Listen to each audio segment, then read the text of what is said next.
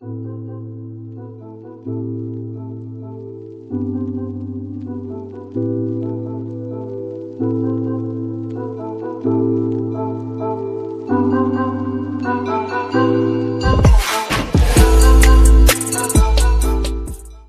everyone and welcome to the second episode of SDMIMD Alumni Podcast Series, a brand new initiative where we bring you inspiring conversations with our distinguished alumni who have gone on to make a meaningful impact in the corporate world. I'm your host Sanjay KB and this is Abhishek, and we are truly excited to continue this journey with a remarkable guest, Ms. Surbhee Mishra, an SDMIMD alumnus from the batch 2015-17. Surbhee Mishra is a seasoned B2B marketing professional with over 7 years of experience specializing in AI-driven product marketing, demand generation, and global marketing strategy for technology and SaaS companies across US, EMEA, and APAC markets.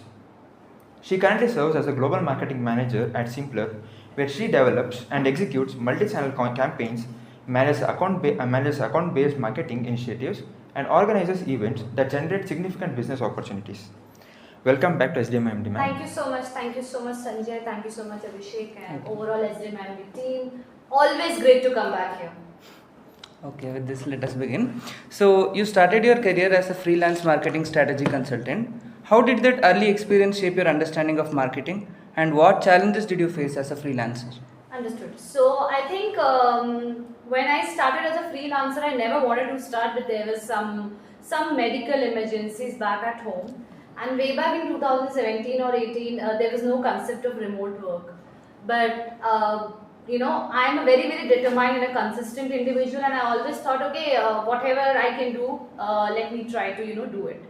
So then, as I said, and I told in today's panel discussion as well, you should keep on building your network. So that's what I did from after the first year of MBA, and I kept on doing on second year.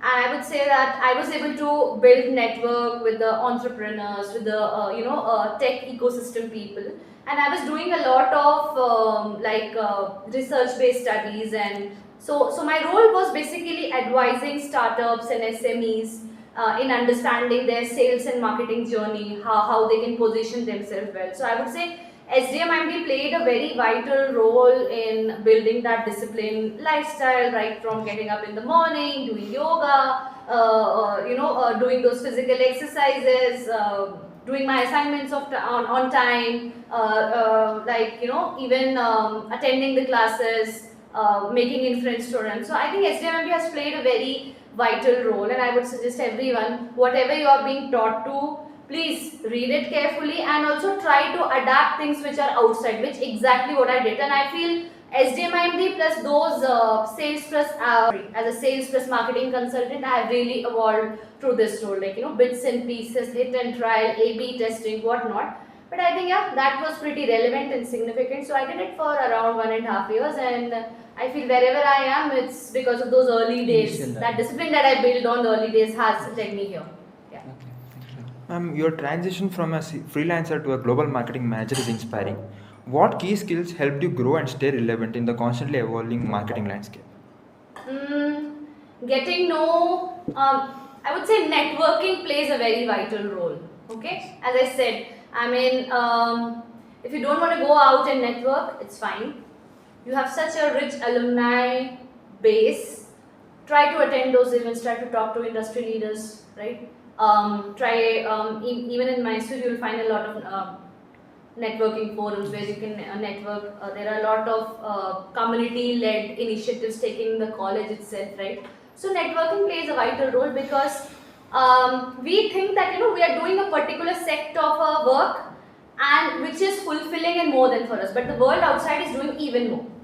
So you are like a frog inside a well, in your comfort zone. You need to step out of it, see what's happening in the world, okay? Then you get to know, okay, I'm missing on this, what else I can do? And today in the age of AI, I think this can be done pretty well. If you get to hear some word, like today I highlighted 2-3 pointers, right? Please go around and research what are they, what kind of companies, how they are working, what kind of campaigns they are doing, what kind of impact they are bringing, right? So I think being curious, staying disciplined, staying consistent, okay, adapting to the changes, meeting people, networking people.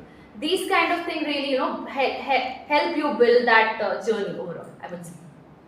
So, in the current scenario where technology is changing before our strategy, so how would we like to keep up the strategy consistent? So, towards In the current landscape, I would say, as I told before as well, that you can look forward and find a few influencers which are really relevant to your field.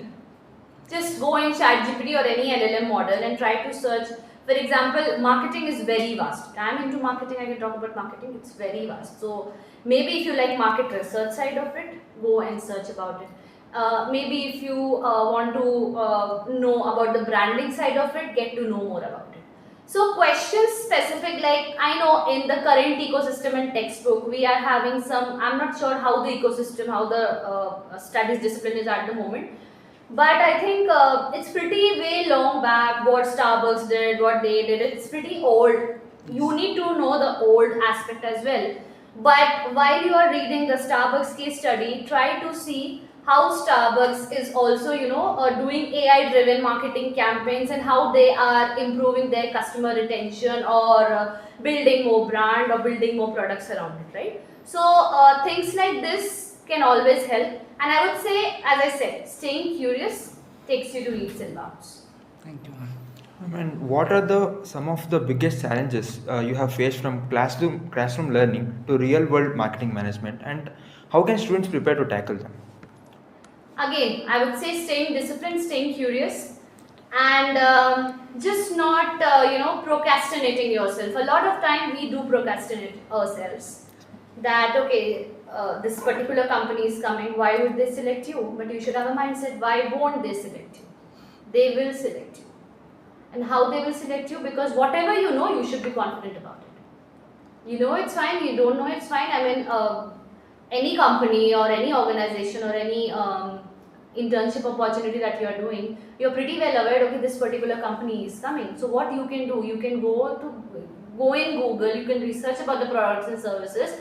And whatever you are studying in terms of marketing or any subject that you are studying, you can kind of correlate, right? How my particular skills are relevant to this. And whichever companies or whichever startups, or even if you want to open your business, try to do the research around it. Build your credibility, build your skills. Even if you don't have, you should showcase it to someone that I am consistent. And how you can show it, maybe through your real life examples on a day-to-day basis. That X thing happened yesterday, but I have modified and did X plus 1. So that plus 1, that delta plus 1 is going to take you to very far-fetched. It is going to differentiate. Yes, that's going to differentiate. You were also talking about account-based marketing, so can you please elaborate on it? Sure. So as I said, there's a lot of noise overall, and while you do marketing and you come in a marketing strategy or business marketing kind of profiles, you would be expected to make a lot of returns out of the campaigns that you are doing in terms of pipelines or opportunity, which could really help your organization to give the ROI or the revenues in future, right? So for that note, I think you need to segregate your accounts. Maybe if you have some 100 accounts in your CRM, okay. So just 1 second, I'm sorry. We'll edit it. Yeah, please edit it. I was getting a call. Yeah, sure. So you need to build that, okay, the thing that I told you, right? X and X plus 1. So if I'm doing a campaign, I did campaign for these 100 accounts, but out of these 100 accounts, how many are engaging? I need to create a report. I need to come to a value, okay, out of these 100 accounts, some 10 accounts are there. Let me focus on this. Like here in college also a lot of companies are coming. Maybe some from microfinance, maybe some from banking, maybe some from marketing, maybe some from IT. But you would have your interest lying in some specific companies, right? You just can't go and sit in every placement and study about everything. So, building that interest, knowing, okay, this has worked and, I am interested into these, or these are the kind of campaigns I've done, and these are the kind of analytics I've got. So, I'll be building out those accounts. Then I'll be doing one-to-one marketing campaigns based on that. Maybe, so what I'll do, I'll go and research about those accounts.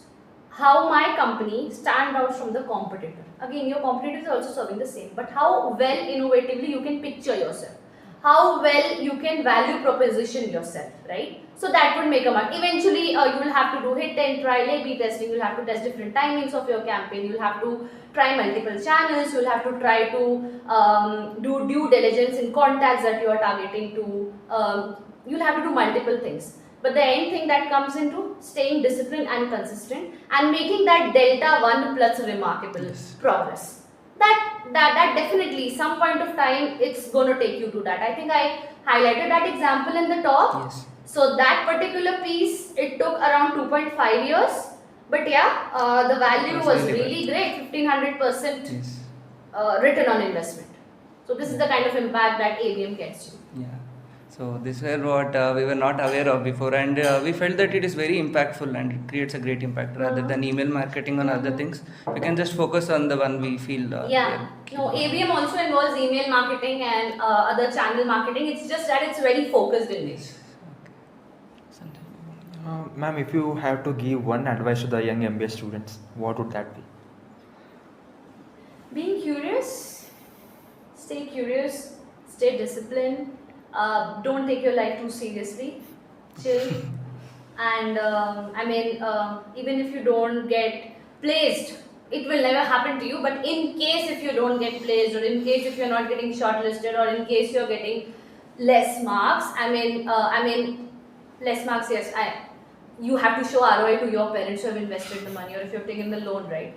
But at the end of the day, don't take your life seriously. It's okay. You will gradually, grab up opportunities. You'll understand on your own. Stay consistent. Be in the present moment. Experience how things are coming and try to excel. Create that +1 delta remarkable journey which I told you. How I am better from past day to this day. What else I have done? So yeah. Okay. So that brings us to the end of today's episode. So a big thank you to our guest for sharing such valuable insights and experiences. It's been a pleasure having you on the show. And to our listeners, thank you for turning on. Thank you, ma'am. Thank you so much.